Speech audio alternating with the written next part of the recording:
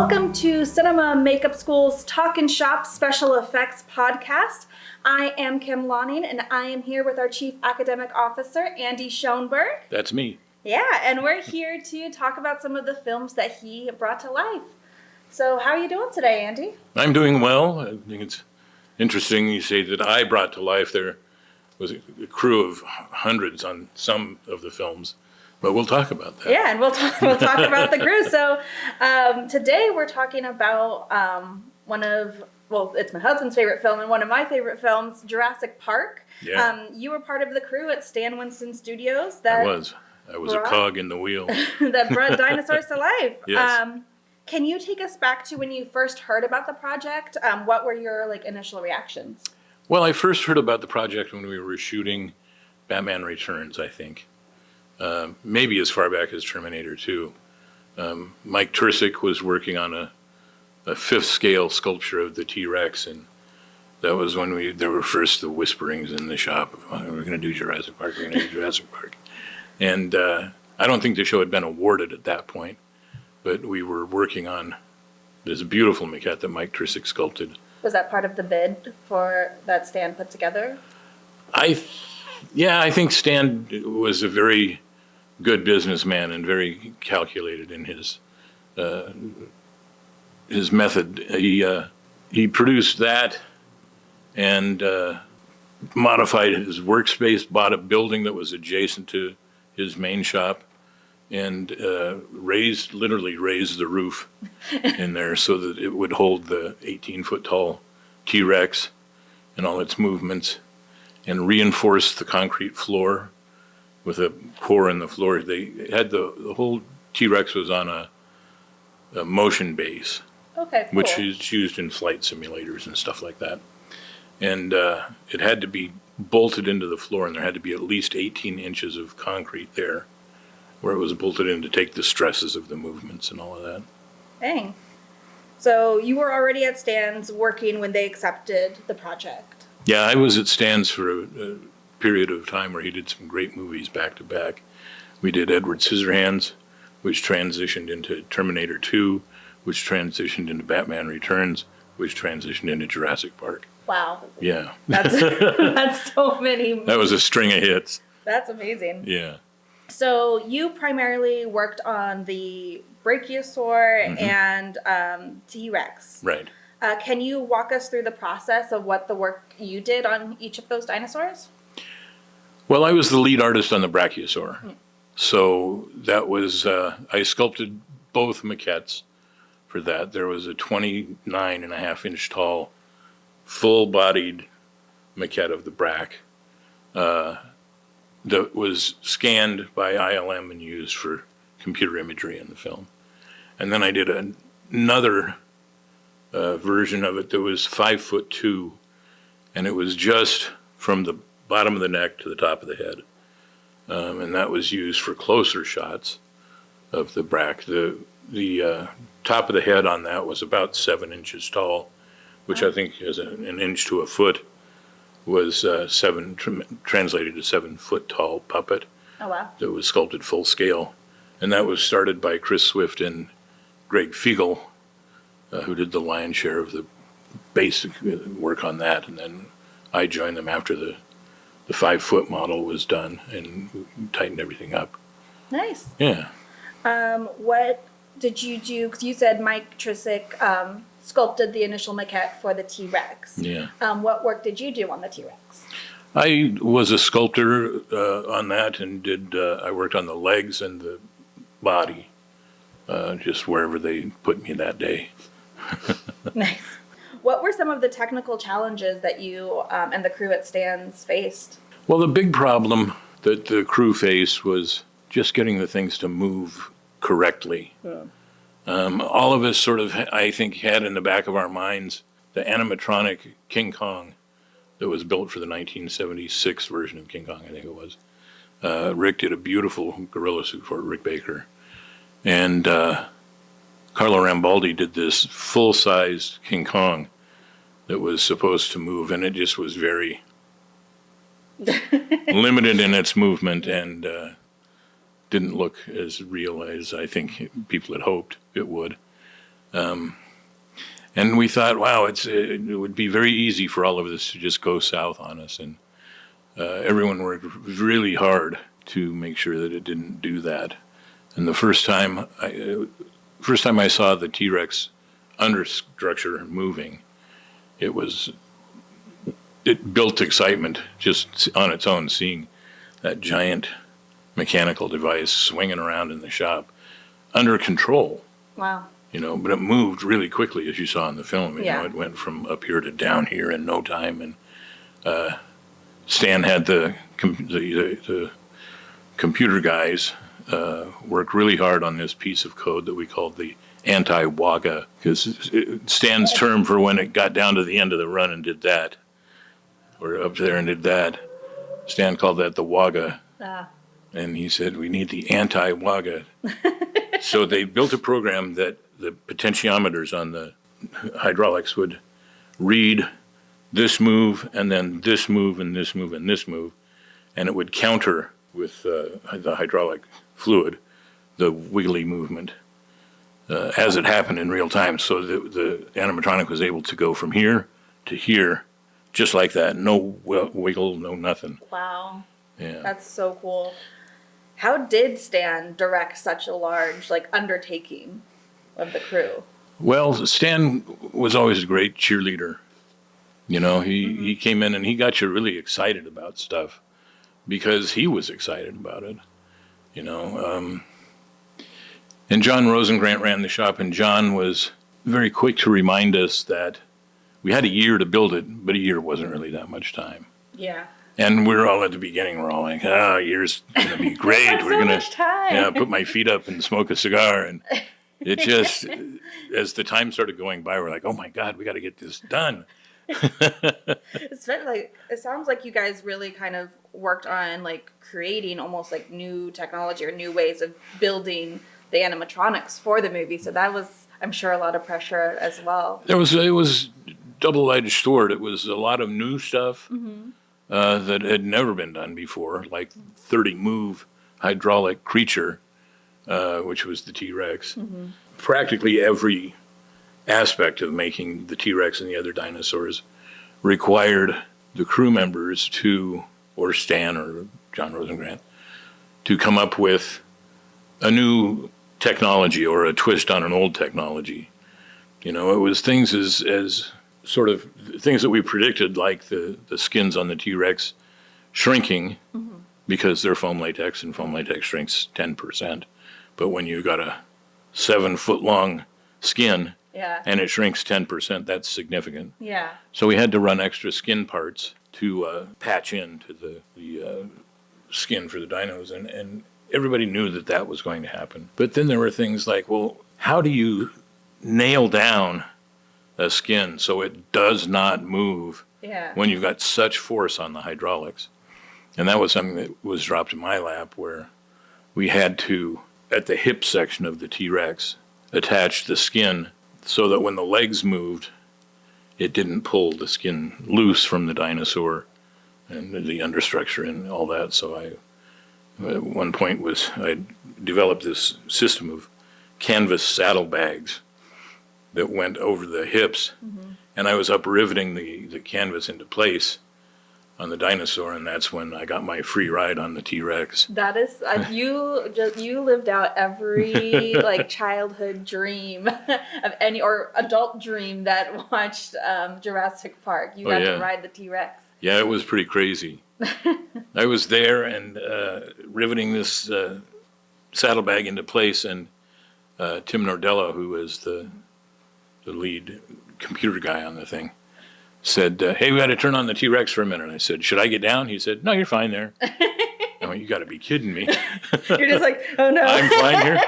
But I looked, and I was right over the middle of the motion bays. Okay. So I thought, well, I'm not going to get swung around a lot if I'm sitting in the center of that. So instead of a bunking Broncos. Yeah, exactly. T-Rex. So I sat there, and it went through some moves, and I just sort of glided along on the motion base. It was a lot of fun. That is so awesome. So you were talking about creating a lot of new technology for the film, and then also the foam latex skins that needed to go on the dinosaurs, was there a different way that you and the team ran the foam when building the skins?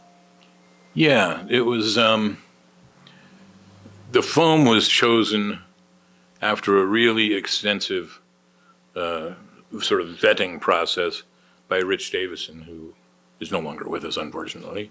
But Rich figured out that most of the commercial foams that were available, especially those from England, the Woodbridge foam and McLaughlin foam, I think McLaughlin, were manufactured for the distributor by a company called Aquaspersions in England. And so we bought our components directly from Aquaspersions and had them make them similar to other established formulas. But it was a foam latex formula that was very stable in the mold, so you could be much more vigorous in the way that you were brushing it into the mold, et cetera, without it breaking down.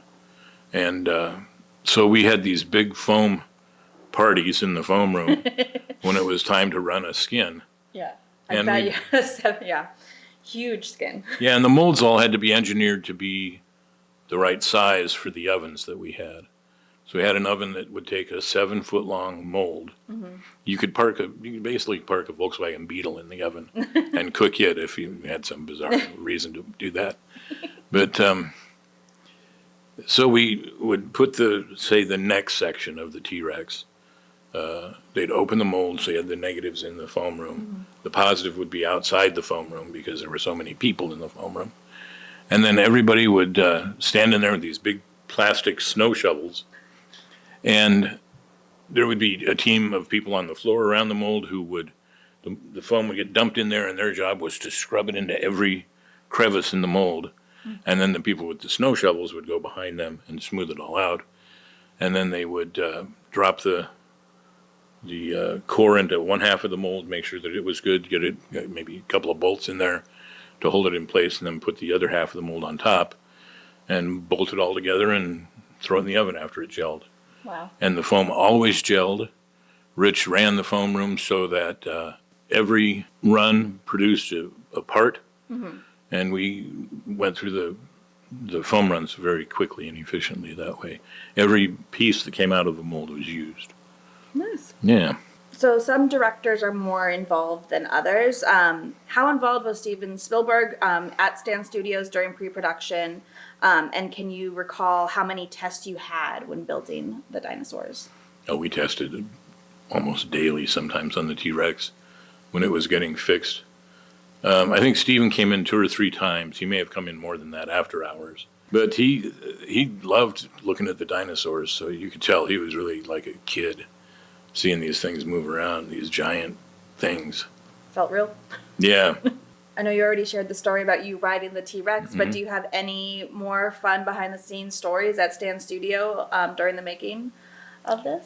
Well, just there were a few things that happened along the way to getting the dinosaurs built that were, I don't know if they were fun, but they were funny. All right. To the crew. Okay. Any that you can share, or are those private for the crew? There was another one that happened to me that we were doing the legs for the T-Rex, and we had the mechanics finished.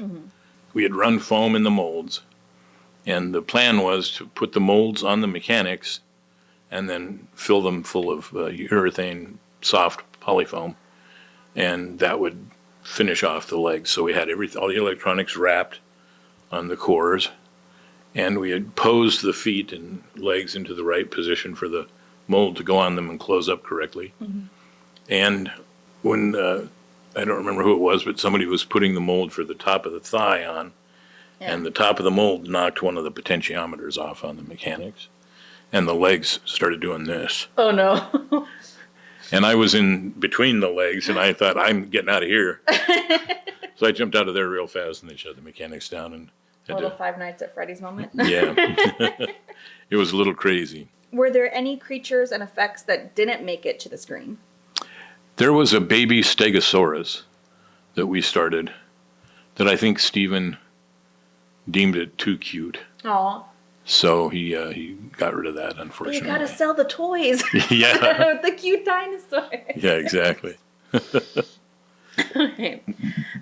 When you were working on the film, did you have any indication like how iconic it would become? Because now it's, I mean, the franchise is still going on. The new Jurassic Right. World just came out this like a month or two ago.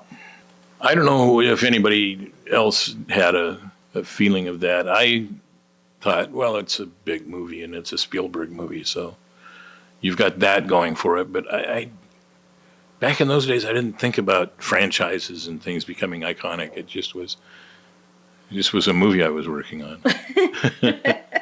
You know, it was a big movie. Yeah.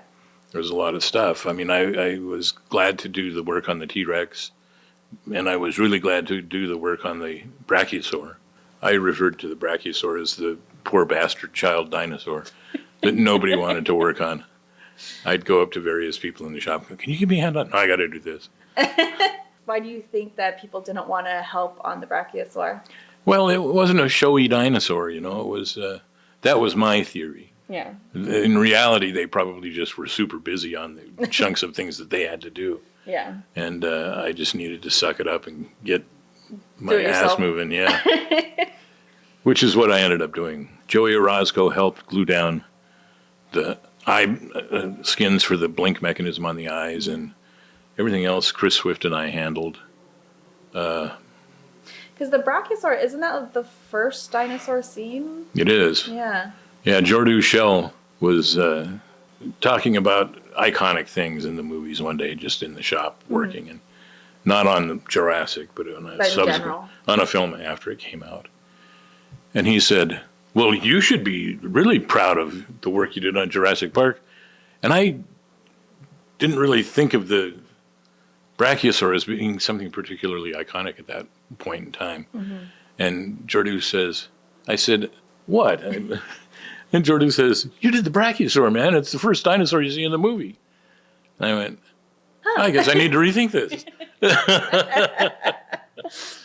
Why do you think that the Jurassic Park effects hold up today? And it's still like, wow, that is a dinosaur. Yeah, it's a tribute to the people who built everything. They all had a mind to make it as good and as real as they could. And I think they did a great job. When we went to see the premiere, well, it wasn't the premiere, it was after the movie came out. It had been out for a little while. We talked to Rick Baker. I was working at Rick's shop on another movie. And we talked him into taking a movie day. Yeah.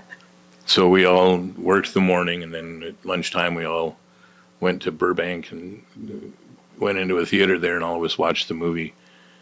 And we came out, and Rick was there outside to greet us as we came out of the theater.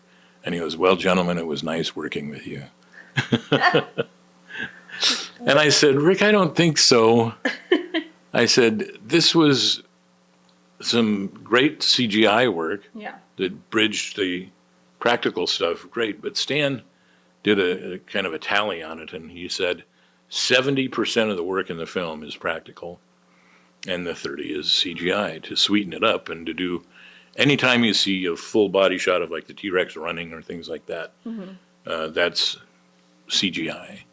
The rest of the stuff is practical. Nice. Actually, that kind of leads to one of my other questions. With so much emphasis on CGI and even AI now, where do you see practical effects artists' place in the future? Well, like I was telling Rick, I said, it's a huge CGI breakthrough film, but it was still mostly practical. And I worked with one of the biggest crews I've worked with on any film on that show. It was over 100 people. So that was kind of my message to Rick, is that it seems like practical effects might be going away, but on the other hand, it was a huge crew for that very film. And I've worked on other movies that have had huge crews in the post-Jurassic Park world, like Alien versus Predator. Huge movie, lots of practical stuff in that. So I think there's still opportunity for it. Walking Dead was another big practical TV show that was great fun to do, and a huge amount of practical work on that. When you like sit back and watch Jurassic Park now, 30 years later, are you able to just like sit and enjoy, or do you like think back to the crew and all the work that you guys did? No, I think I've reprogrammed my head in my old age to enjoy the movie. Yeah. And that's my evaluation on anything anymore is if I'm watching a horror film and something unexpected and gruesome happens, I usually laugh. I'm the guy in the theater going, ah, because it worked. Yeah. And I'm delighted that it worked. And if it looks good on screen, I'm like, oh, You're that's like, fantastic. that was a good gag. Yeah, fantastic. Good practical effects Yeah, there. exactly. I was bad. I mean, I'd sit in the theater and just, whoever was sitting next to me would get an earful during the screenings. So this is what. Yeah. Oh, did you see that? That was terrible. Well, that's it. Thank you for coming and speaking with me today. My pleasure. Thank you for watching. Hopefully you're there. Hello. Hello. And if you're interested in becoming a practical effects artist or learning more, please stay on our socials or visit our website at cinemamakeup.com.